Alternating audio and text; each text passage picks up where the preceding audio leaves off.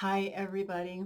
This video is in response to caregivers, women, young and old, who feel stuck in caregiving situations because of financial constraints with their family. So it doesn't matter what age you are, but the situation comes from giving up work opportunities and becoming a caregiver. So you may just be a caregiver for parents. Maybe you're living with them. Maybe they have moved in with you. You also could be caring for a spouse, or you could be raising children. Caregiving in this context of this video is going to be broad. It's going to be raising children, caring for elderly parents, spouses, brothers and sisters, maybe even yourself.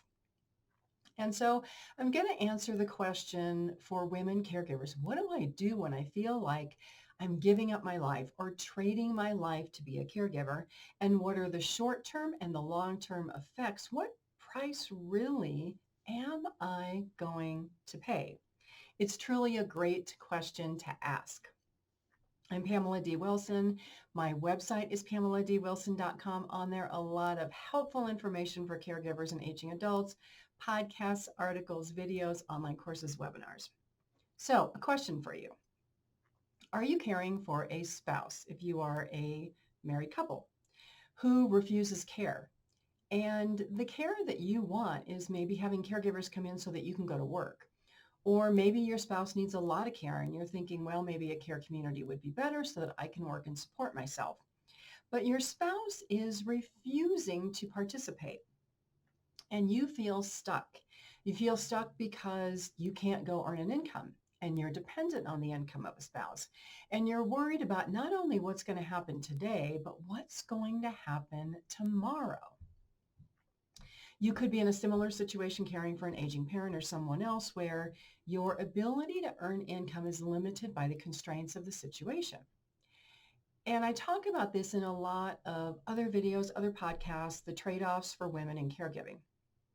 But no matter what your age, whether you are 20 years old caring for grandparents or 70 years old or 50 years old in the middle, the earlier that you and your family become aware of these aspects, the more proactive that you can be about making choices in your daily life between work and career and family and balancing your personal lives so that you can plan for a future where you or others in your family may need care, but you're better prepared to manage that. Caregiving doesn't have a job description. That's the problem. It starts out as these little things here, and then it kind of just grows and grows and grows and grows and grows. And caregivers are thinking, oh my gosh, I never knew it was going to be like this. I never knew it was going to be this much of my time or that I was going to have to trade so much of my life for this. So we're going to answer 3 questions today. So how do family caregiving responsibilities affect the ability of women to work and have careers? Great question. How do blended families affect caregiving? And so a blended family is parents who have maybe divorced or a spouse died and they remarried, and there's a stepmother, a stepfather, and stepchildren. And these parents get older and they need care, and there's disagreement between 2 sides of the family about where the money should go for care or who's going to be those caregivers. And also the financial effects on women who consider giving up work, changing work schedules. How does that affect you not only today, but later in your life when you need care? So a lot of research I'm going to share, and this will be linked to a podcast called Women as Caregivers. So if you want to read the research that I'm going to share in this video, you can find that podcast on my website in the coming couple of weeks. So the reality is that caregiving reduces paid work hours, especially for middle-aged women, by about 41%. So 50%. So part-time work, basically. And for all women, caregiving affects time out of the workforce, working part-time, turning down promotions, your income, the money that you contribute to Medicare and Social Security, which supports you when you are older so that you're not having to rely on a spouse or anybody else in your family for your income. Statistics. Starting in their mid 30s until retirement. Women are involved in family caregiving to a greater extent than men. Now, of course, that's no surprise because women have children. So how does all of it begin? Well, obviously it begins with having children. And then if you're a caregiver for a family member or a parent or somebody, those individuals could have had a disability from early in life, or they could become sick and now need care. And so what happens is early on, the care may not be a lot, maybe a few hours, but over time, like I say, it grows and grows and grows. And then you're thinking, well, maybe I need to stop working. Maybe I need to just opt out. And sometimes caregivers will look around for what I call public benefit programs. And so I want to talk about that a little bit. So many states, through a program called Medicaid, and it could be different terms in different states. California calls it Medi-Cal, or long-term care support services or other terms. They offer payments to family members who want to care for elderly parents in their home. Now, if you're not working, you can think, wow, this could be a great way for me to earn money taking care of my parents, and they get to stay home, and it's a really great deal. But if you're working, more than likely, you're probably making more money than this state program offers. And you could be thinking, well, it's still a great trade-off. I feel responsible to my parents. I feel like I have a duty. But I want to talk about the questions that women should be asking when you start considering trading a great job or a great career for these public type benefits that support family care. So here's the question. Do these benefits prevent women from earning more money in their career in the workplace over the long term and prevent you from earning Social Security and Medicare contributions? So in order to get Medicare when you're older and Social Security, you need 40 quarters of work, okay, especially for Social Security. So 40 quarters of work, that's 10 years at 4 quarters, right? If you don't have that, you can go on something called SSI, and I'll talk about that in a minute. But do these payments over the long term negatively affect the entire family? Because it affects the family's ability to earn more money for retirement and for your own care when you're older. The next question is, how does this time out of the workforce impact your career if you're a woman? Now, as we've seen today, technology is just speeding by. I mean, things that we have today, we didn't have 10 years ago. We're texting, we're using all of these other computer programs and devices, and people are working at home remotely. So computer skills and technological skills are becoming more important in the workplace. If you take time out of work and you don't have those skills, how are you going to go back and learn them? Does time out of the workplace negatively affect women's ability to re-enter the workforce and to get a job so that you can be self-supporting? I want to share some research from Germany that actually started to look at all of this and how does it affect people, and is it good and is it bad, and how does it affect women? So it confirms that public caregiver support programs over time encourage family care in the home, which is great, right?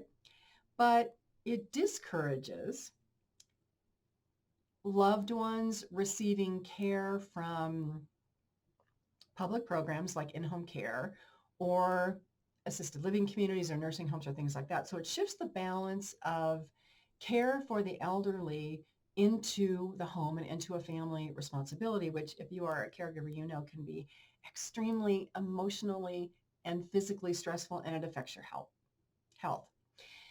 In the German study, it talked about the ability of women to become re-employed as being less likely. Time out of the workforce was confirmed to be viewed negatively by potential employers because the employers are thinking, well, if this woman left the workforce, wants to care for children and to care for elderly parents, and we hire her, what is going to tell us that the next time something happens, this person that we're investing time and money in isn't going to just up and leave? Additionally, the health on caregivers, and you know this regardless of whether you're a working caregiver or not, it's emotionally stressful. It's draining. You're dealing with family stress. You're dealing with parents who may or may not want care. So many up and downs. And so when you look at the changes in life, just even over the past several years, you can see how technology has increased, kind of like I talked, and it's increasing at a rapid pace so that to remain employable, to remain a valuable employee, many people who do not work in, service jobs like housekeeping and trades are having to learn new skills. Now, caregiving in blended families, that can be quite a challenge. So you may think that, if your parents remarried, it's all taken care of and there's going to be support when they're older because you're thinking, well, the other children of this other spouse are going to step in. Well, sometimes families don't get along. Sometimes those children want the income of their parents for their inheritance. And so your stepdad or your stepmom who may have supported your parent all these years, all of a sudden may be like, well, I'm sorry you're sick, but I'm not going to support your care. I'm not going to pay for your care. I'm not even going to provide your care. I'm going to move out and go live my own life. These are real life situations, admittedly some rare, but they do happen. And so when I do these videos, I'm trying to give you the broad view of what can happen in caregiving so that you can make a plan for, what if this happens? What if this happens? How do we navigate through all of this? I want to talk about some financial statistics. And again, these links will be in the podcast called Women as Caregivers that talk about the effects of caregiving on women related to poverty in later life.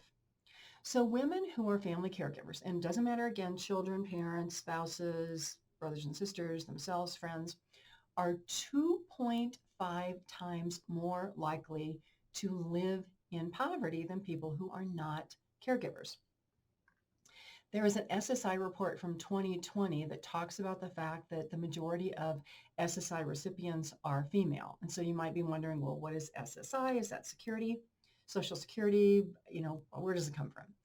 SSI is a government payment to individuals who have not worked or not worked sufficiently enough to receive Social Security if they are after age 65. So if you're younger and you become disabled and you can't work, it's a payment. So people who are blind, people who are disabled will get these payments.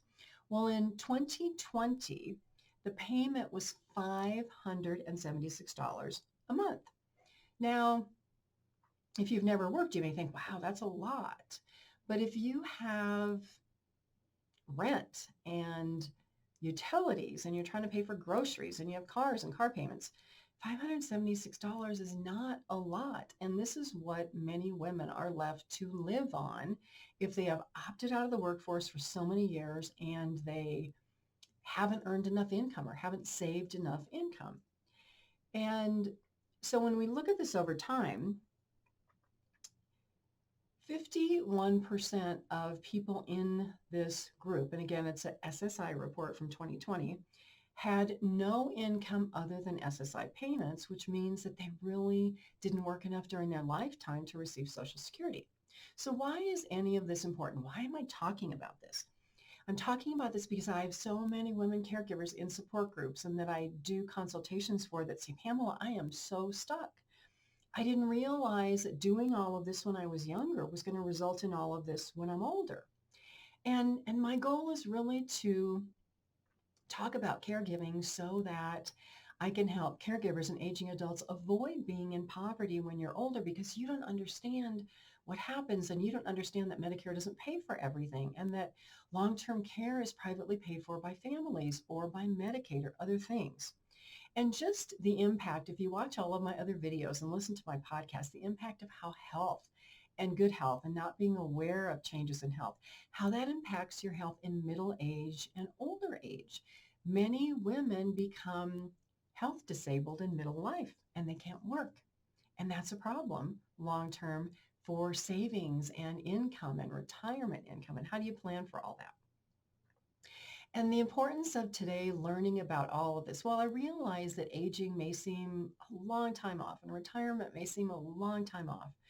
If you learn about this when you're young and you learn about the aspects of how this can affect you, you have a lot more time and a lot more life to be able to plan for this. because everybody looks forward to this great retirement, these years when you don't have to work and all the things that you can do and enjoy. But yet that's not the reality for most of the people living here in the United States and even in other countries. It doesn't work out that way because we think that Medicare pays for everything. We think that long-term care is paid for. We don't realize how health and health problems negatively affect our lives, our daily abilities, the fact that we may need family caregivers, and the fact that our children who have to care for us are going to have to sacrifice something in their life, whether it's a career, their job, their marriage, their retirement income. And so we have this spiral of generational issues that affect caregiving and careers and family life. So my recommendation to you is to look into all of this now. There's plenty of information on my website. There are hundreds of videos here if you're watching this on my YouTube channel. But learn how health and caregiving and planning for care and talking about it in your family and being very thoughtful about things like how will children affect a wife's ability to work or a spouse's ability to work? What happens when elderly parents need care or grandparents need care? Or what happens when we need care? These are just discussions that we do not have. And this is why many women today are saying, what am I going to do? I don't know how I'm going to support myself. My mom was one of these women 30 years ago. She didn't work for a great deal of her life, and she worked in middle age.